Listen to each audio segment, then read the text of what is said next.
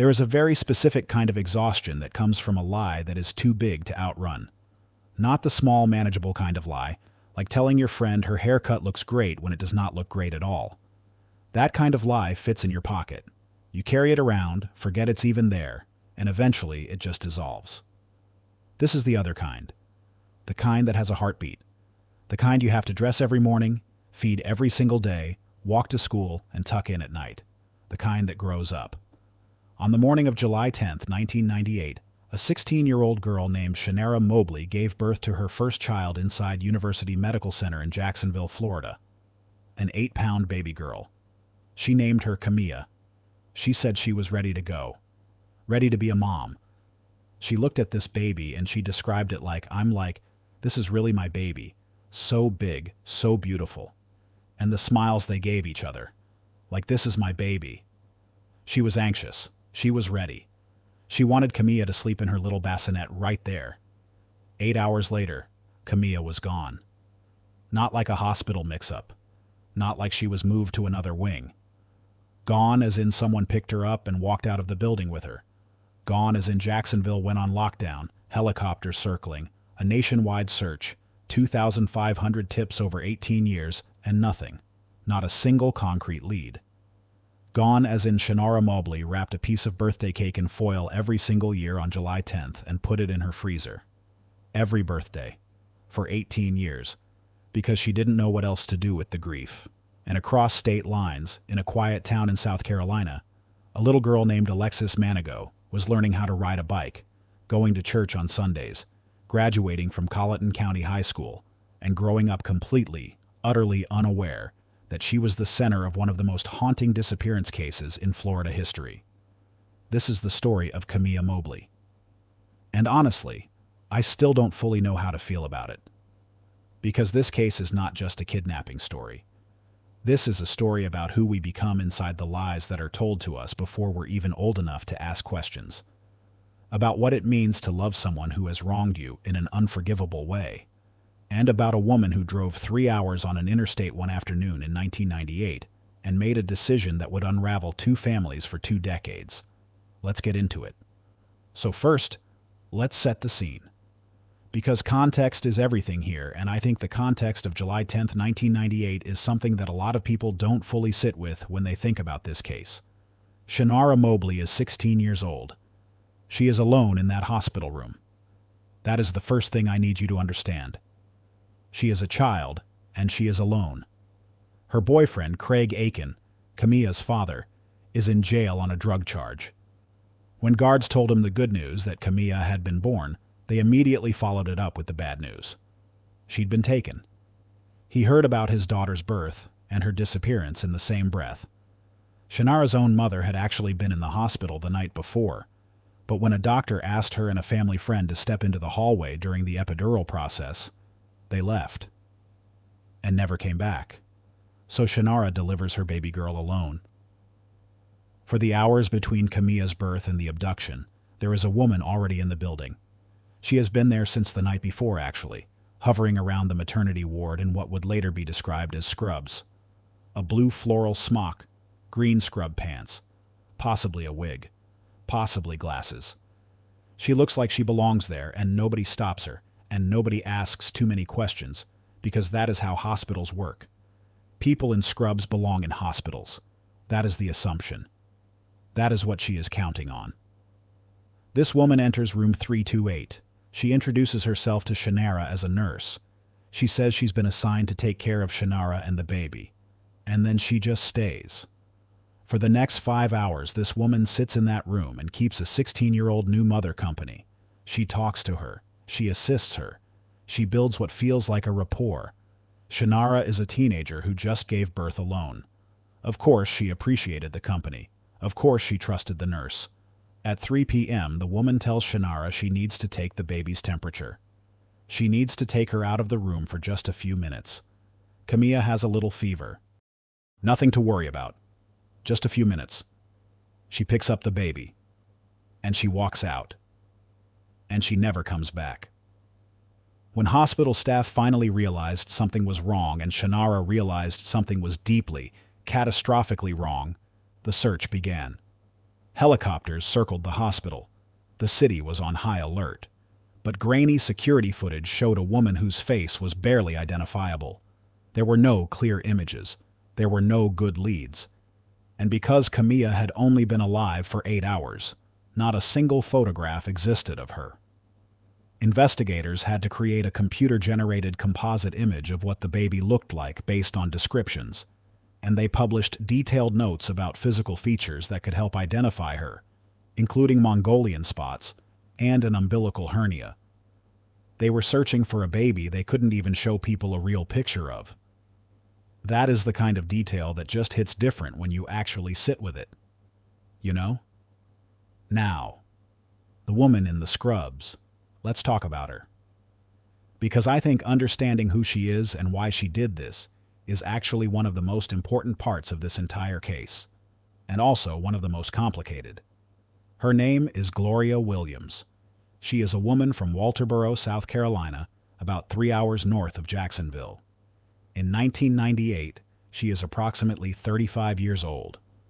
And by all accounts, the year 1998 is the worst year of Gloria Williams's life. She is in an abusive relationship with a man named Charles Manigault. She has 2 sons, Antoine and Andre, but she has lost custody of both of them. And then, just about a week before July 10th, she has a miscarriage. Now here's the thing about that miscarriage.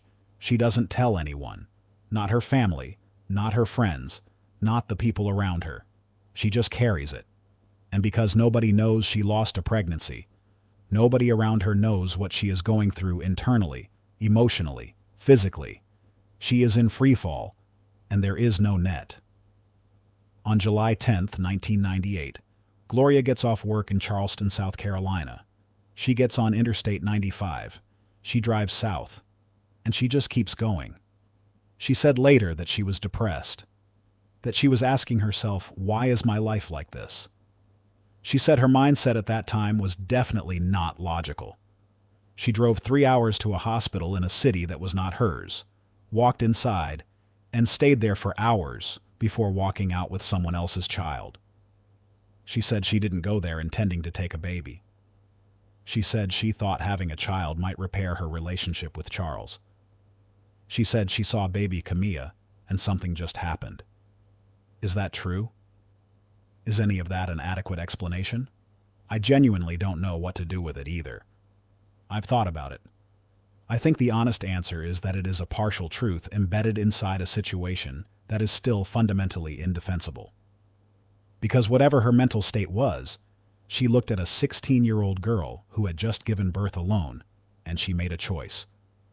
And then she carried that choice all the way back to South Carolina and just kept going. Here's the really chilling part, though. Because she had recently suffered a miscarriage, and some reports say she was showing signs of a phantom pregnancy, when she arrived back in Walterboro, South Carolina, carrying this newborn, her family didn't question it. They thought she had given birth. They thought this was Gloria's baby. And so the lie took root immediately, effortlessly, because the conditions were already in place for it to be believed. She named the baby Alexis Kelly Manigault. And just like that, Shanara Mobley became Alexis Manigault, and the clock started. Wait, so nobody in her family knew? Like not one person? Nobody. That's the thing. She introduced Camilla to everyone as her own. She had been acting like she was pregnant, apparently. She comes home with a baby. The family just accepts it. You have to understand that Walterboro is a small town, a close-knit community. Gloria is not some mysterious outsider. She's from there. She has roots there. When she says this is my daughter, people believe her because why wouldn't they? That is insane. Like actually insane. It is. It's genuinely insane. And it works for 18 years. So Alexis grows up in Walterboro. She goes to school. She goes to church. She has 2 older brothers, though technically they are Gloria's sons, not related to her at all. She later described her upbringing. This is Camilla herself, speaking in interviews, as being raised with immense love. She said Gloria gave her everything she could have needed. She said she was no felon, That is a direct quote from her. She was not living in a basement somewhere. She was living a normal childhood in a small southern town, and the woman she called mommy was involved in every part of it. And this is where the story gets so complicated that I genuinely don't know how to explain it in a way that feels sufficient. Because on one hand you have Shanara Mobley in Jacksonville, Florida, wrapping birthday cake in foil and putting it in the freezer every July 10th, giving interviews to newspapers begging for information, wondering what her daughter looks like, what she likes to eat, whether she has long pretty hair. I wonder, does she have my eyelashes? She said that to the press in 2008. 10 years into this. Does she have my eyelashes? And on the other hand, you have a little girl named Alexis who has no idea any of this is happening, who wakes up every morning and calls someone mommy and means it, who doesn't know that her birthday is a day of mourning in a house several states away. Both of these things are true simultaneously, and holding them both at once is the part of this case that stays with you. So for 18 years the case goes cold. Tips come in. Over 2,500 of them over the years. Investigators pursue leads. Nothing concrete materializes. Camilla grows up as Alexis. She attends Colleton County High School. She graduates. She has friends. She has a life. And then comes the moment that begins to unravel everything, and it starts the most ordinary way imaginable. She wants a job. Specifically, in 2015, when Alexis Manigault is about 17 years old, she wants to apply for a job at a Shoney's restaurant in Walterboro, and her manager asks for her social security card. She goes home and asks Gloria for her social security card and her birth certificate. Gloria balks. She makes excuses. She puts it off, and Alexis starts pushing. Because this is a normal thing. You need these documents to get a job. This is not an unreasonable request. But Gloria keeps deflecting. And something about the way Gloria is acting, the evasiveness, the uncharacteristic nervousness around what should be a simple request, starts to feel wrong to Alexis. Eventually, Gloria makes a decision. She sits Alexis down and she tells her, "You are not my daughter. I took you a long time ago. Can you imagine sitting across from the woman you have called mommy your entire life and hearing those words?" Alexis reportedly didn't believe her at first.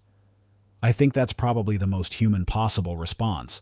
Your brain just doesn't know what to do with a statement that large. She didn't believe her. And then, at some point, she did. And everything she had ever known about herself, her name, her mother, her origin, all of it, became something different. But here is the thing, and this is the part that a lot of people get hung up on. Alexis found out, and she didn't go to the police. She didn't want to. She was not ready. Because this woman, this kidnapper, this person who had committed an unconscionable act against a 16-year-old mother, was also the only parent she had ever known.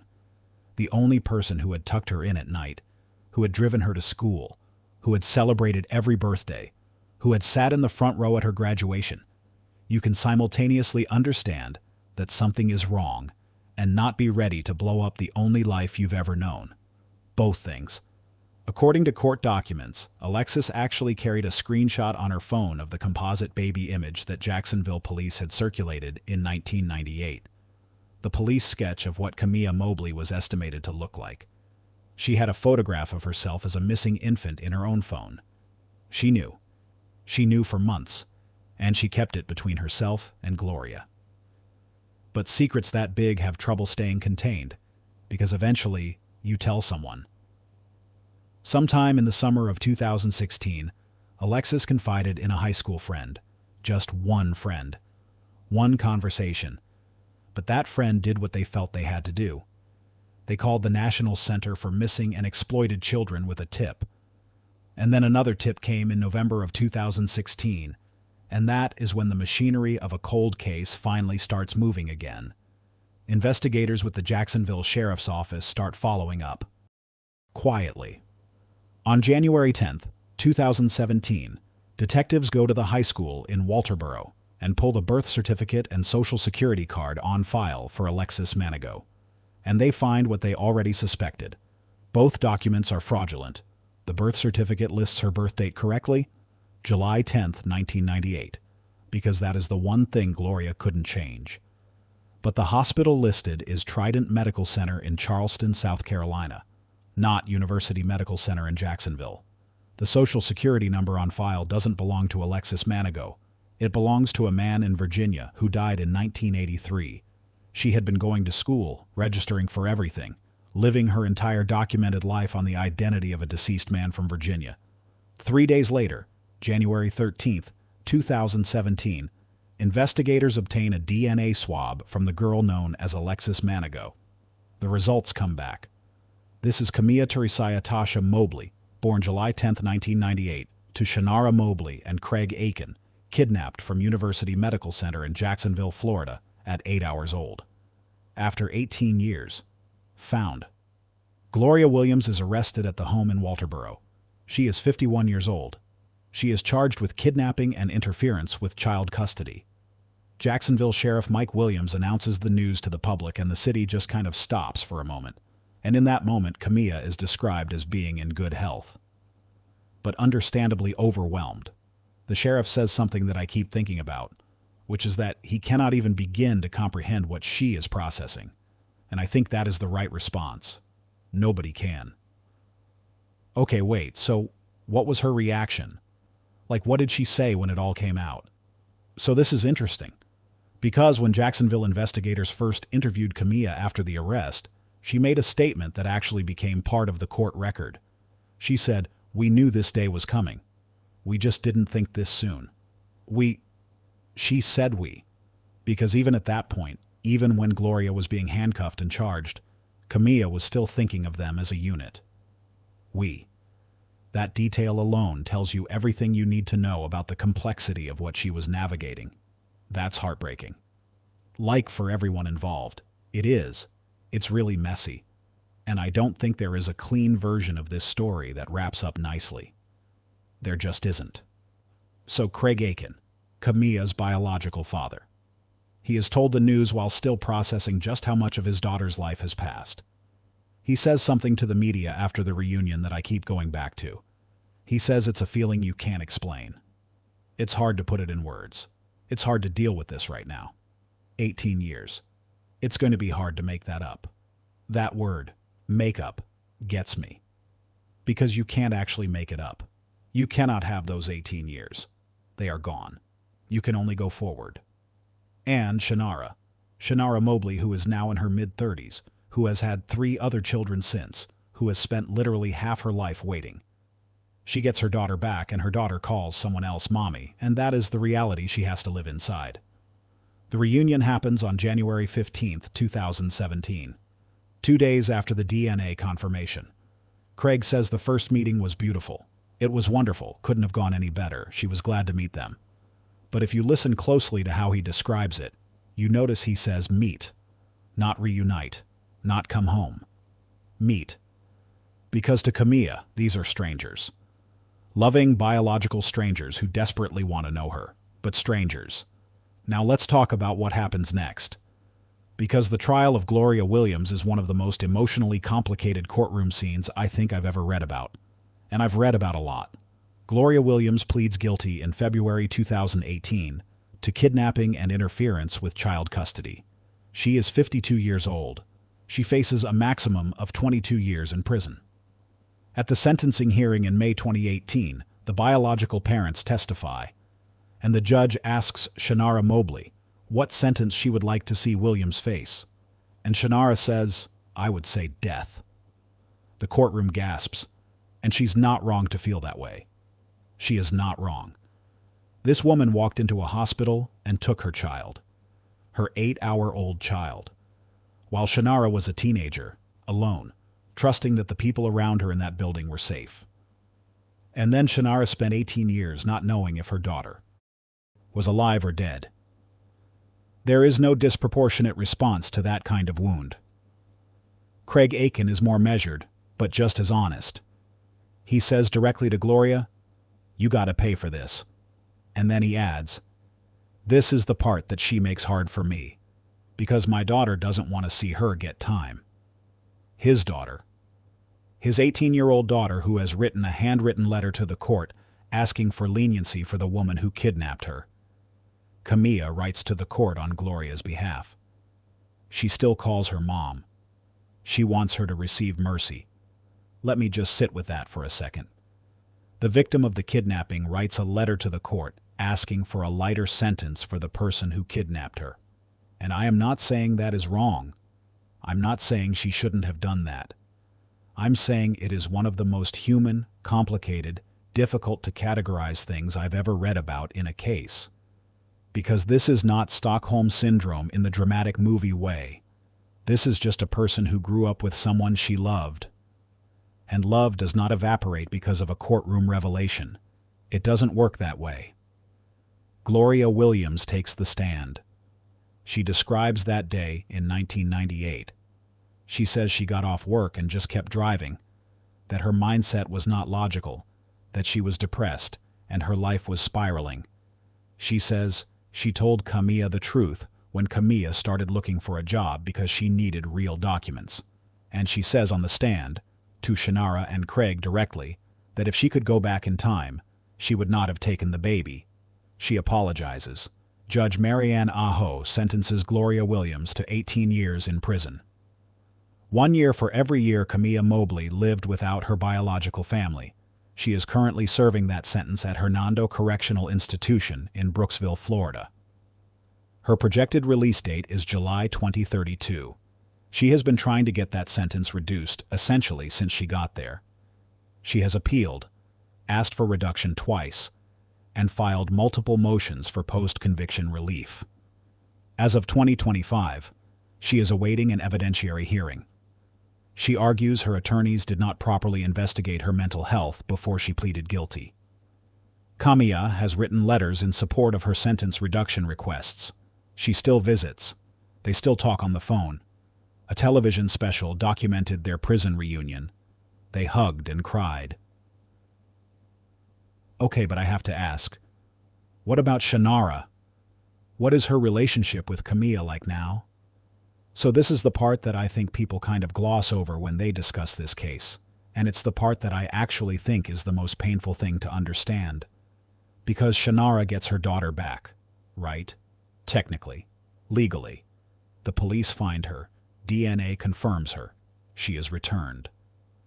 But the woman her daughter calls mommy is Gloria Williams, not Shanara, and Shanara has to live with that every single day. In 2018, shortly after the sentencing, Shanara admitted that she and Camilla had stopped speaking for a period of time, because Camilla was still maintaining her relationship with Gloria, still calling her mom, and Shanara couldn't handle it. I mean, of course she couldn't.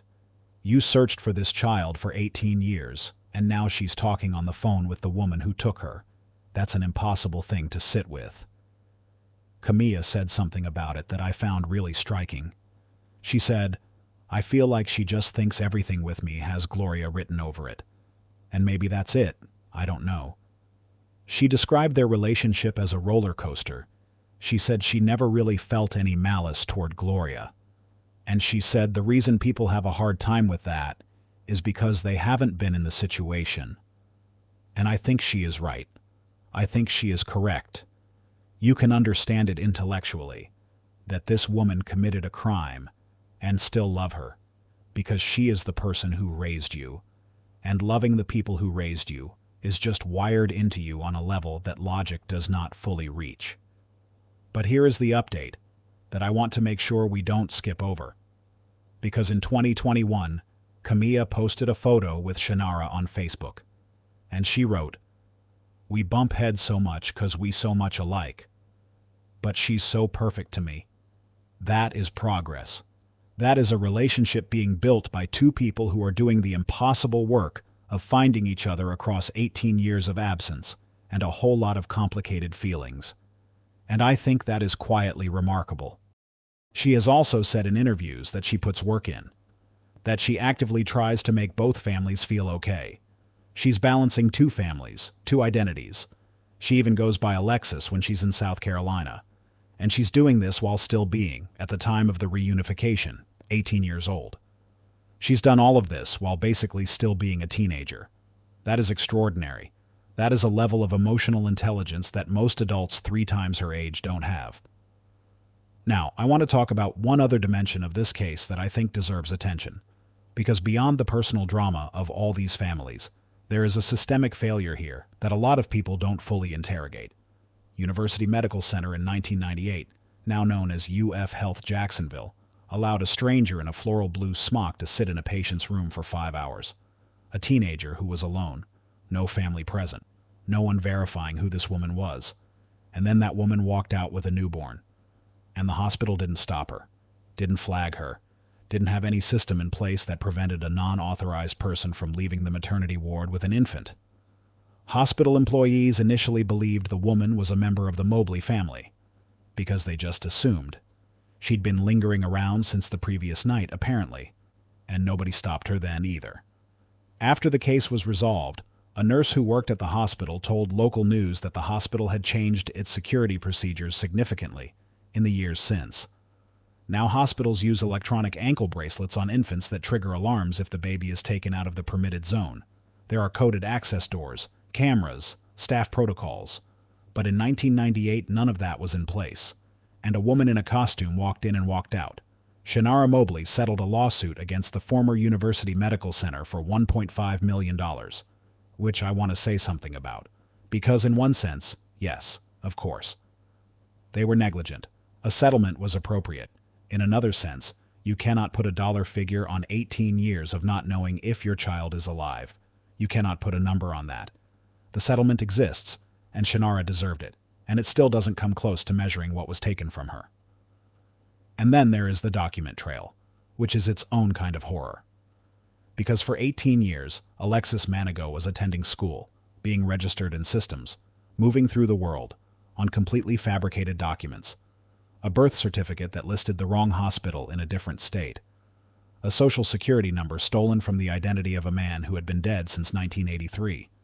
When detectives pulled those documents from Colleton County High School, the birth certificate showed the correct birthday, July 10th, 1998, because that's the one truthful data point that Gloria kept. But the hospital was wrong.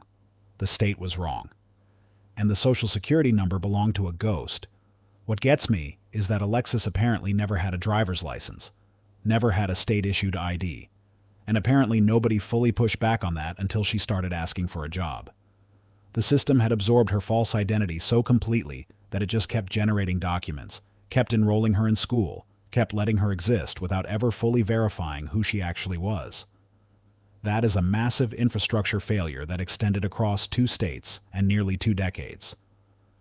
I also want to take a moment with something that I think is important to the emotional core of this case.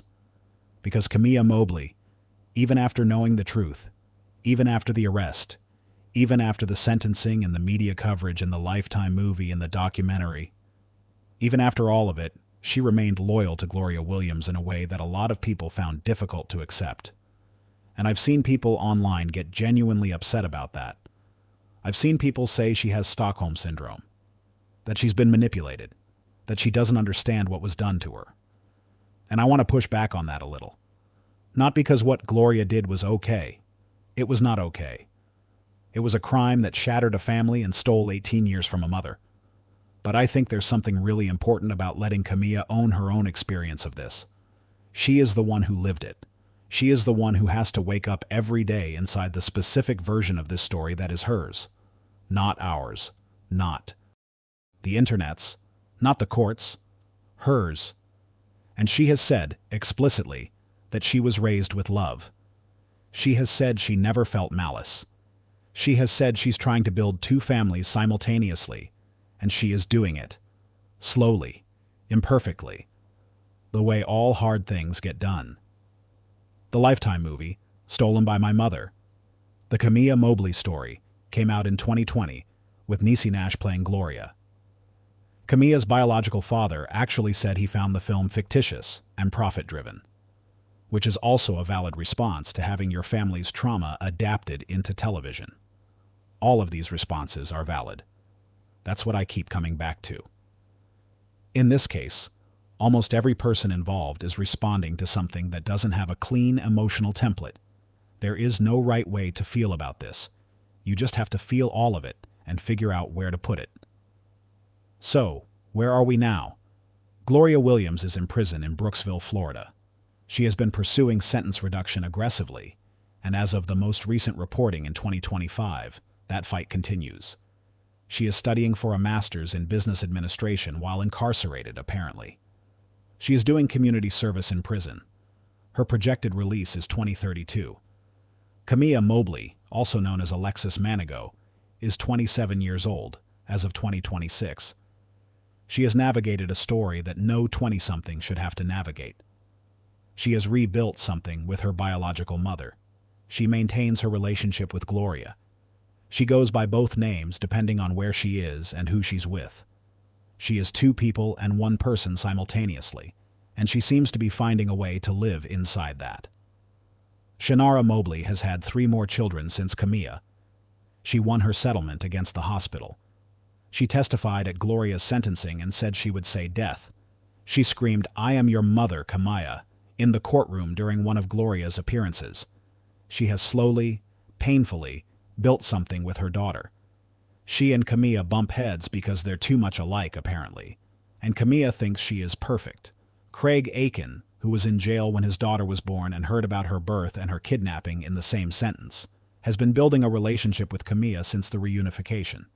He said after the first meeting that he could not explain what he was feeling, that it was hard to deal with. 18 years is going to be hard to make up, but they are making it up, it seems. Quietly. The way most real healing happens. I want to leave you with a few thoughts on this one, because this is the kind of case where I feel like just recounting the facts isn't enough. The first thing I keep thinking about is how Gloria Williams drove 3 hours in a state of emotional collapse and walked into a hospital and stayed there for hours, and nobody stopped her.